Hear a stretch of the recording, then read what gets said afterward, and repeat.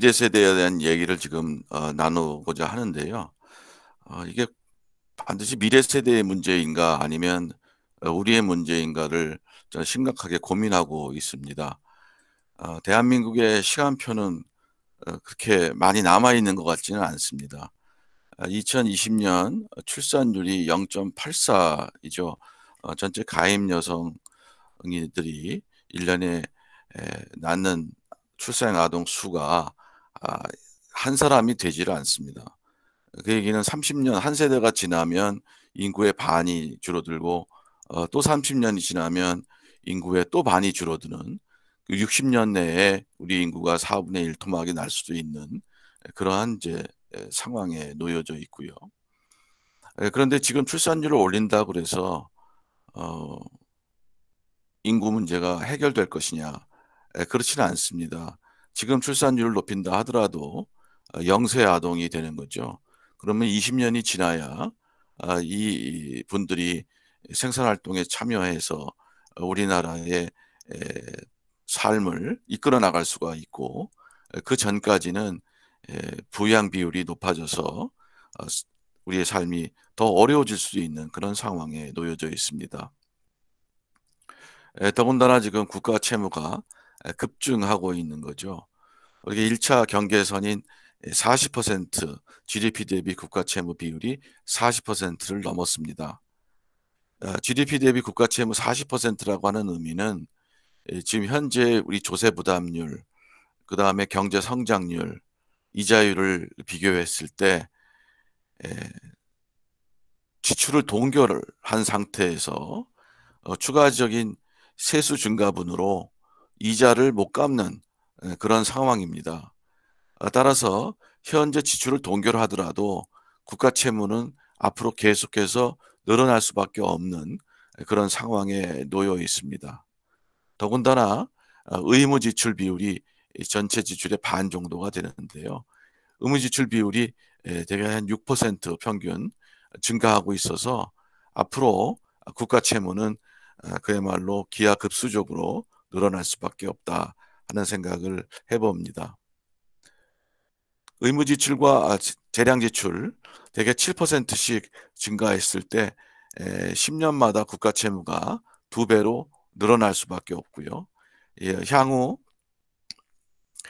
2040 년에 가면 정부의 통계 추정에 의해서도 대개 한 100% 까지 갈 것으로 보입니다. 그리고 2024 년에는 2차 경계선인 60%가 넘습니다. 재정 위기를 당한 국가의 절반이 60% 이하에서 재정 위기를 경험했습니다. 그러니까 우리가 4년 내에 국가 채무의 문제를 해결하지 못하면 미래 세대뿐만 아니라 현재 세대에도 혹독한 재정 문제로 삶이 팍팍해질 수밖에 없다 하는 생각이 듭니다. 더군다나 2039년 나보 통계로 의하면 2039년 그리고 4차 재정 추계에 의하면 2041 년에 국민연금이 적자로 전환되고요. 이전에 35 년에 가면 사학연금이 적자로 전환이 됩니다. 그래서 현재 국가 채무를 30년 만기로 발행하고 또 10년 만기로 발행하고 다양한 장기 국채를 발행하고 있습니다마는 향후 10년 내에 이 국채를 사줄 수 있는 곳이 아무도 없습니다. 우리 금융시장에서는 오히려 이 국민연금이나 사학연금이 갖고 있는 국채가 시장으로 쏟아져 나올 수밖에 없는 그러한 시간표를 갖고 있다는 말씀을 드립니다. 그리고 총 부양비가 지금 2030년 10년 뒤에 53%, 노년 부양비는 38.2%로 15 세에서 64세 인구의 3분의 1 정도 40% 정도가 지금 노년층으로 형성이 되어 있고요. 그래서 저축은 줄어들고 소비는 늘어날 수밖에 없어서 이 국채를 감당할 수 있는 금융시장이 형성될 수가 없습니다. 그리고 20년 뒤인 2051 년에는 사학연금 자체가 고갈이 되고요. 거기에 대해서 재정을 어떻게 지원할 것이냐 하는 문제가 대두가 될 것입니다. 그리고 54년 나보 추계로는 54년이고 4차 재정 추계로는 57년이 됩니다만 그 시점이 가면 국민연금이 고갈이 됩니다. 부가 방식으로 국민연금을 바꾼다 하더라도 국민들은 23% 내지 25%의 기여율을 내야지만 40년 납 후에 소득 대체율 40%의 연금을 받게 됩니다. 그러한 상황이 과연 현실적인 것인가? 과연 그러한 국민들이 그러한 부담들을 감내할 것인가 하는 문제도 미래의 문제가 아니라 현실의 문제라고 생각이 됩니다. 그리고 2067년에 가면 총 부양비가 120%가 됩니다. 노년 부양비는 102.4%로 올라갑니다. 과연 우리나라가 지탱해낼 수가 있을지 답답하기만 합니다. 그에 반해서 대한민국의 리스크는 지금 점점 올라가고 있습니다. 오랫동안 인구 구조의 변화가 지속되었고요. 저출산 고령화 문제는 다들 알고 계신 문제일 겁니다. 근데 문재인 정부가 들어와서 정부 리스크가 증대하고 있습니다. 국가 채무가 대책 없이 급증하고 있고요. 비효율적인 재정 지출로 재정 지출의 효과가 현저하게 떨어지고 있습니다. 보통 박근혜 정부나 이명박 정부 때에는 정부 재정 지출이 일만큼 증가하면 국민 소득은 5배 정도 증가했습니다. 이른바 재정 승수라고 불릴 수가 있겠는데요. 현 정부에서는 정부가 일만큼 쓰면 국민 소득 늘어나는 양은 0.5에 불과해서 과연 정부가 국민 소득을 늘려주는 건지 아니면 국민 소득을 줄이고 있는지 답답하기만 합니다.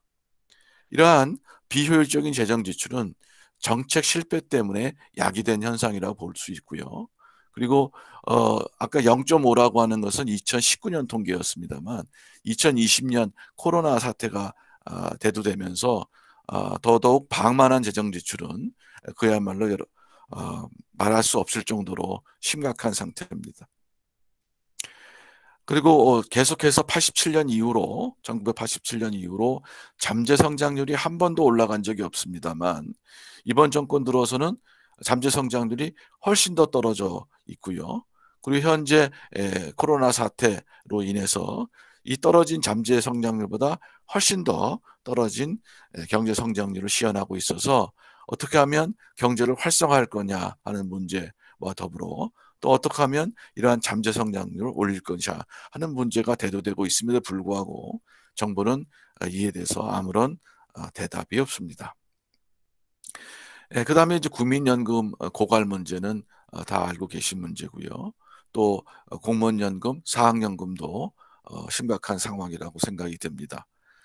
금융시장이 이제 구축이 돼서 정부가 국채를 발행해도 이것을 받아줄 수 있는 금융시장이 점점 줄어들고 있고 그리고 이것은 바로 회사채 발행 시장도 지금 줄어들고 있다는 말씀과 같은 말씀입니다. 결과적으로 투자는 줄어들고 정부의 씀씀이는 늘어나고 국민의 삶은 팍팍해지는 정부발 정부 리스크가 지금 심각한 상태고요. 국민 부담은 점점 급증하고 있습니다.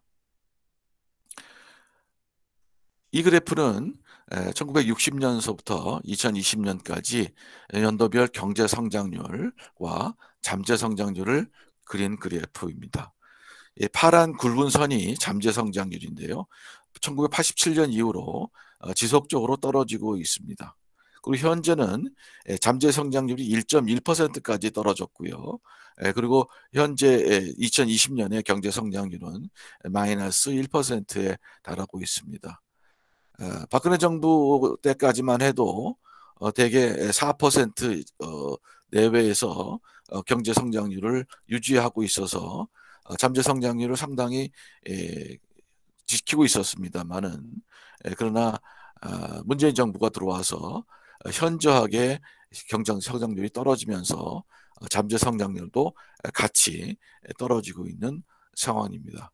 문재인 정부가 들어와서 한 번도 경제 성장률이 4년간 올라간 적이 없이 계속 추락하고 있다는 점도 우리가 정부발 리스크의 증가를 예견할 수 있는 그런 상황이 되겠습니다. 그리고 정부의 장기 재정 전망에 의해서도 2040년이 되면 100%에 이르는 그런 상황입니다. 그러면 20년 뒤에 국가 채무 100%가 되는 나라의 국채를 지금 사주겠느냐는 문제도 생각해 봐야 됩니다.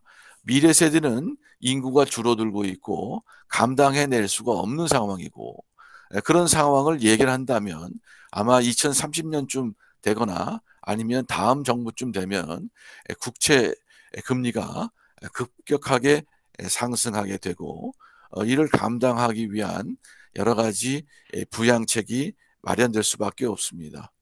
만약에 중앙은행이 국채를 계속해서 사준다면 물가 상승으로 인해서 우리나라 경제는 그야말로 파탄을 경험하지 않을 수 없는 그런 상황이다 하는 겁니다. 재정 위기가 나든 아니면 외국인 국제 투자가 빠져나가면서 또 자산 시장의 불안정성이 가중되면서 외환 위기가 나든 분명한 문제는 미래 세대에 가기도 전에 현재 세대에서도 문제가 심각해질 것이다 하는 말씀을 드립니다.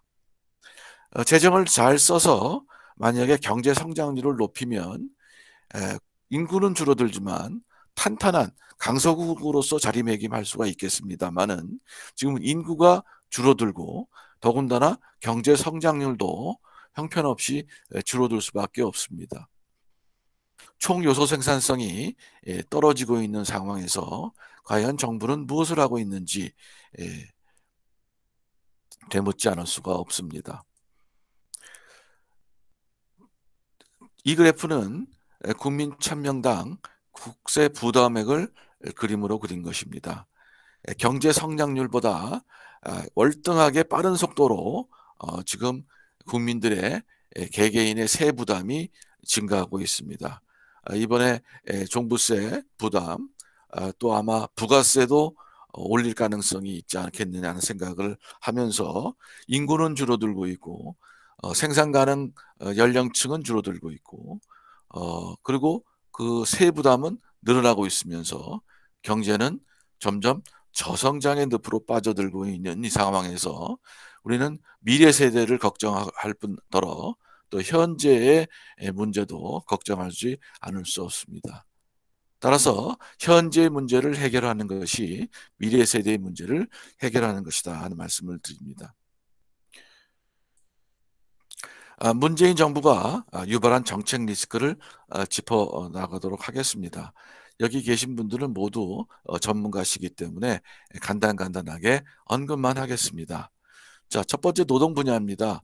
최저임금 상승, 주 52시간제, 공기업의 비정규직의 정규직화, 고용보험 확대, 공기업의 노동 이사제, 이 모두 노동시장의 경직성을 강화시킴으로써 코로나 사태 이후에 고용 상황이 급격하게 호전될 가능성을 오히려 줄어들게 만든 거라고 생각이 됩니다.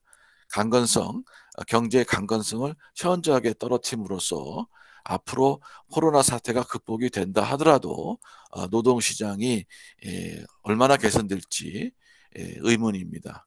노동시장에는 이력 현상이 있다는 것은 다 알고 계신 상황입니다. 이런 이력 현상 때문에 노동의 어떤 고용의 상황 개선은 앞으로 점점 더 어려울 것이다 하는 생각을 합니다. 고용 상황이 더디게 개선이 된다면 경제 활성화는 그만큼 멀리 있는 것이고, 현재의 어려움이 당연히 미래 세대에도 전가될 수밖에 없는 그런 상황이라고 봅니다. 기업의 경영 환경은 계속 악화시켰죠.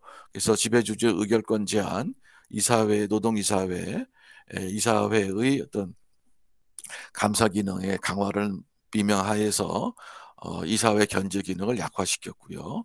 또 생계형 적합 업종이라고 하는 제도를 통해서 어, 시장의 축소를 야기했습니다.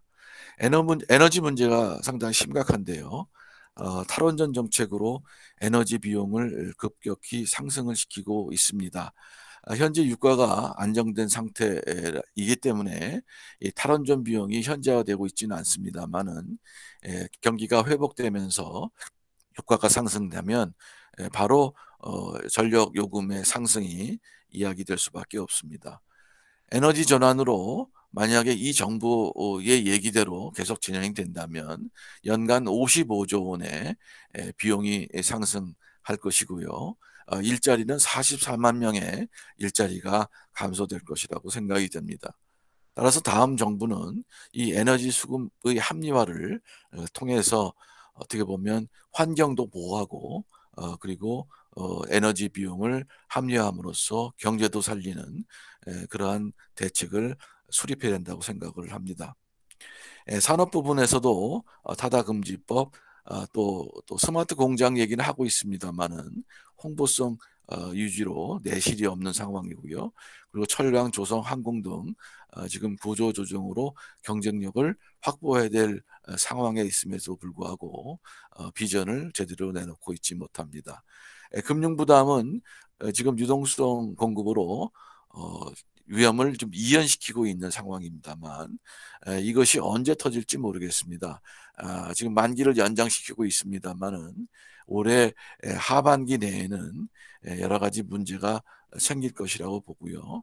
각종 펀드 사기로 그야말로 금융시장의 불신이 팽배해져 있는 그런 상황이고 감독기관의 처벌 유지의 행정으로 금융시장의 발전은 요원한 상태입니다. 지역균형 발전 전략은 이미 실패했고요.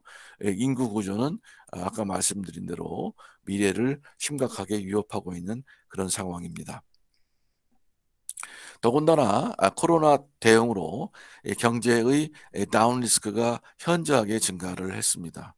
당장 이번 하반기부터 또 내년 상반기까지 이 하방 리스크를 어떻게 관리할 것이냐가 절체절명의 과제이고 내년 선거 이후에 바로 폭발하지 않을까 하는 생각을 해봅니다. 그래서 우리가 미래를 얘기하고 있습니다만 미래 전에 현재도 상황이 불투명한 것이고요. 그리고 분명한 것은 이렇게 진행되다 보면 미래의 삶은 그야말로 스페인이나 포르투갈이나 그리스나 이런 나라들이 또는 베네수엘라나 아르헨티나가 겪은 그런 상황으로 내몰릴 수밖에 없다 하는 말씀을 드립니다. 따라서 현재 재정 지출의 합리화 그리고 정책의 합리화를 추진해서 현재도 살고 미래도 사는 그런 방안들이 나와야 될 것 같습니다. 자, 오래된 미래죠. 이미 일본이 그러한 사태를 경험하고 있습니다. 85년 플라자 합의 이후에 유동성 공급을 통해서 경제 활성화를 누렸습니다만 이것이 버블로 이어졌죠. 그래서 하시모토 대당상이 있을 때 아주 총 대출 규모를 제한함으로써 버블을 막았습니다마는 버블이 붕괴되면서부터 91년서부터는 현저하게 일본 경제가 침체기로 접어드는 그런 상황에 내몰리고 있었습니다.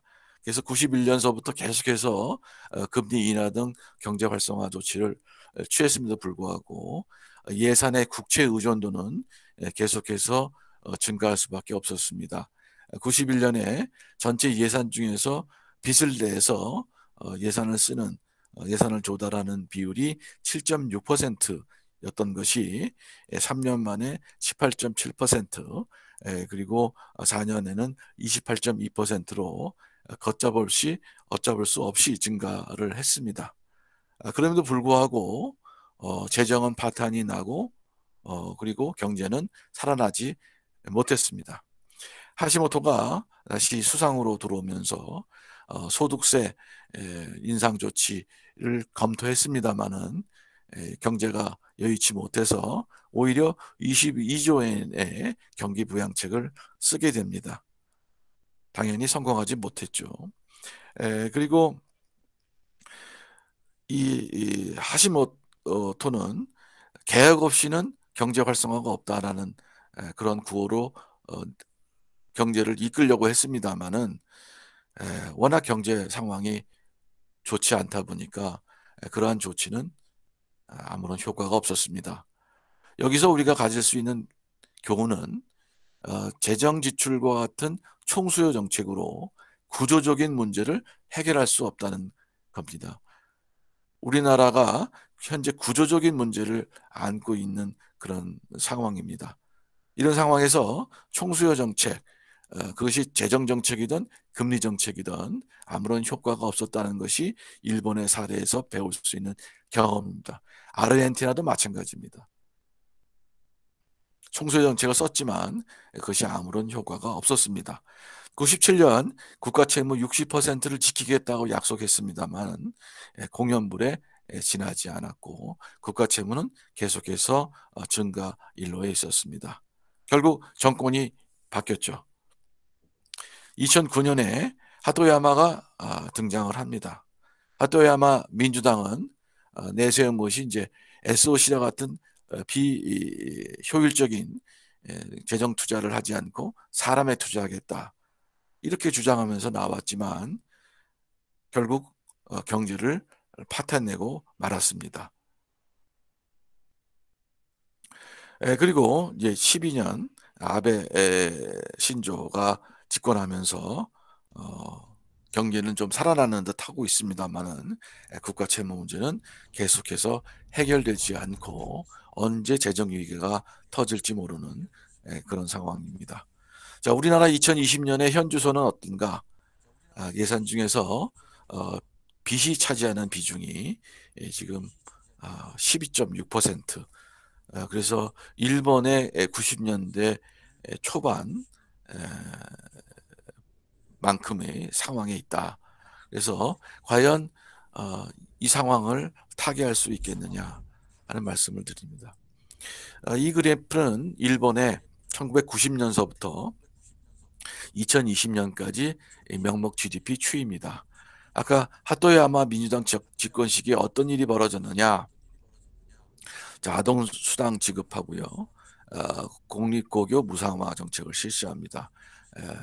고속도로 통행료 무료화, 미군기지 이전, 최저임금 1천행 인상, 그다음에 중소기업 법인세 인하 등 또 탄소 배출권 감축 등 여러 정책들을 쓰고 있습니다만 이런 정책은 하나도 효과를 보지 못했다는 것이 증명이 됐습니다.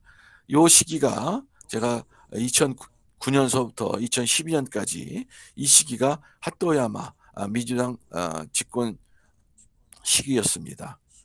전혀 경제를 살리지 못했을 뿐 아니라 급격한 이 재정 지출 증가 또 세수는 감소하는 그러한 문제가 발생을 해서 일본 재정 역사에서 큰 오점을 남긴 정권이 바로 일본의 민주당 정권이었고 그 정책이 우리 현재의 문재인 정부의 정책과 매우 유사한 점이 있습니다. 그래서 지출은 늘고 세수는 감소하는 그런 문제가 심각하게 진행되고 있고 그리고 이것이 일본이 현재가 아마 우리의 미래가 아니겠는가 하는 생각을 해봅니다. 그러면 일본의 재정당국은 어떤 일을 했느냐? 재정당국은 그야말로 허리띠를 졸라매고 열심히 재정관리를 했습니다. 이것이 90년대, 60년대, 70년대, 80년대 그리고 2000년대, 2010년대까지의 재정 구조입니다. 사회관계 보장비를 빼놓고 다른 지출, 지방교부세라든지 공공사업이라든지 방위비라든지 모든 사업들의 지출 명목 금액은 과거 30년 전과 차이가 없습니다. 이 국가 채무의 증가분은 모두 사회보장 관계비의 증가 인한 것이고, 그것을 메꾸기 위해서 빚을 내야 되고, 다시 그것을 빚을 갚기 위해서 또 돈을 써야 되는 그러한 문제가 일본의 현재의 재정 현주소라고 생각이 됩니다. 자, 그래서 미래 세대의 문제, 암울한 미래 세대가 지금 미래가 다가오고 있습니다. 그러나 미래의 문제가 아니라 바로 내년부터 경제의 다운 리스크가 현저하게 증가하고 있고요. 그리고 국가 채무로 경제 성장 동력이 상실되고 있다는 그런 상황입니다. 그래서 시간이 가면 해결되는 것이 아니라 시간이 가면 갈수록 국가 채무 문제는 우리의 어깨를 더 짓누를 수밖에 없는 상황이고요. 그리고 인구 구조의 변화는 지금 사회보험 체제, 그 사회보험의 메커니즘을 파괴하고 있습니다. 그래서 사회보험 제도를 현저하게 바꾸지 않으면, 인구 구조 변화에 맞춘 사회보험 구조를 갖추지 않으면 이것은 미래의 재앙으로 나올 것이라는 말씀을 드리고요. 그리고 지속적으로 국민 부담률이 상승을 하게 되고, 그 지출분은 비효과적인 그런 또는 불효불급한 그런 곳에 쓰이기 때문에 점점 문제는 악화될 수밖에 없다. 이것은 현재의 문제이고 미래의 문제이고, 또 미래의 문제인 동시에 현재의 문제라는 말씀을 드리면서, 지금 재정 지출의 합리화를 추구하지 않으면 당장 어려움이 가속된다는 말씀을 끝으로 제 발표를 마치도록 하겠습니다. 경청해 주셔서 감사합니다.